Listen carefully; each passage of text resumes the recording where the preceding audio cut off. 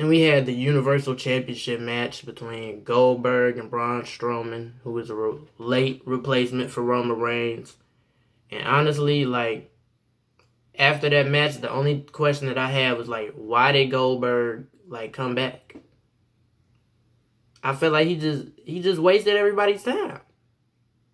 Like, I would be cool, like, with no more Goldberg, like, ever. Like, I've had enough. He faced the Fiend in a match and hit him with 3 spears and a suplex, won. Like, that was literally all the match was, basically. And then in this match, he faced Braun Strowman, hits 4 spears, and Braun Strowman hits him with 4 power slams. Like, verbatim. That's the entire match. I'm not kidding you. If you didn't watch it, that is literally all that happened. And he lost the belt. So it's like, if that's all he was coming back to give, like, what was the point? The logic to me, I don't understand. But I mean, that's WWE for you in recent years. They just bring people back, don't care if they produce garbage, and that's it. Then we had Drew McIntyre face Brock Lesnar for the WWE title. And I'm happy with that booking. I'm happy with Drew McIntyre getting the win. It's long overdue for him to be a world champion in the company, if you ask me. Hard worker, you know. A lot of the fans like him. He's a fan favorite. The match itself, honestly, I would have to give it the same rating I gave Braun Strowman versus Goldberg. It consisted of a couple moves, just repeated over and over. Like 3 F5s, 2 German suplexes, and then Drew McIntyre just hit 3 Claymores, and that was it. Like, yeah, just garbage to me, if I'm being honest. But at least out of that, Drew McIntyre, Braun Strowman finally get some world title reigns, and hopefully they able to actually do something with them. Like, I felt they missed Braun Strowman's peak a couple years ago when he should have won the belt, but you know what they say, better late than never. And just hopefully they get an opportunity to just put in some good work as champions. Because we all know what happens a lot of times. A well-liked wrestler finally gets their moment. And then after that, WWE runs out of ideas to help them keep their momentum. And then the fans end up turning on them and they want something new. And then they blame the fans because you guys don't know what you want. Well, no, we know what we want. We just want it to be produced in a way that's top quality content, like it used to be. But yeah, that was just my little rant about that. Edge versus Randy Orton. Now, out of all the matches over the weekend, I say I enjoyed this the most. I was a huge Edge fan growing up, so seeing him come back and just ball out against Randy Orton, the last man standing match, I mean, my boy was jumping off ladders, climbing on ceilings, hitting elbow drops, taking chair shots, delivering chair shots. You feel me? Seeing him hit the spear again. Randy Orton catching him with RKOs. I feel like it was like 2005 all over again. A lot of people say the match was super long, which it was, but I mean, Edge been gone for 10 years. Cut the man some break. You know, he wanted to go out there, and he didn't just want to give us 10 seconds of no action like some people. Goldberg, looking at you. And yeah, I enjoyed it. Edge got the dub, and I'm excited just to see what his transition back into the game is going to look like. I got a few opponents that I want to see him face off against. So hopefully we get that real soon.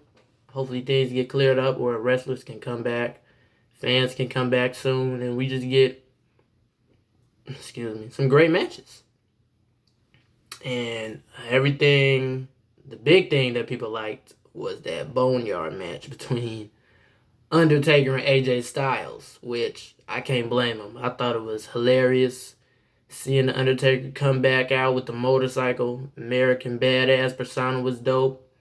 And, you know, we didn't have to put him in the ring and have him do extra work. He just got to just whoop on AJ Styles and the other members of the club, Carl Anderson and Gallows.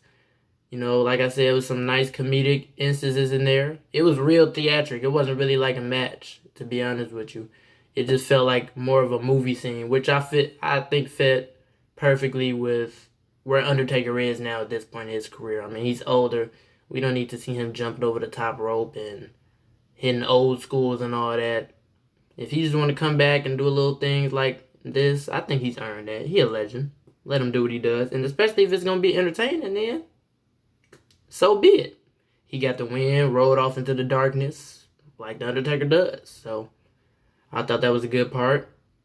And yeah, we had John Cena giving Bray Wyatt the rub, putting him over in an interesting little theatric movie match of their own.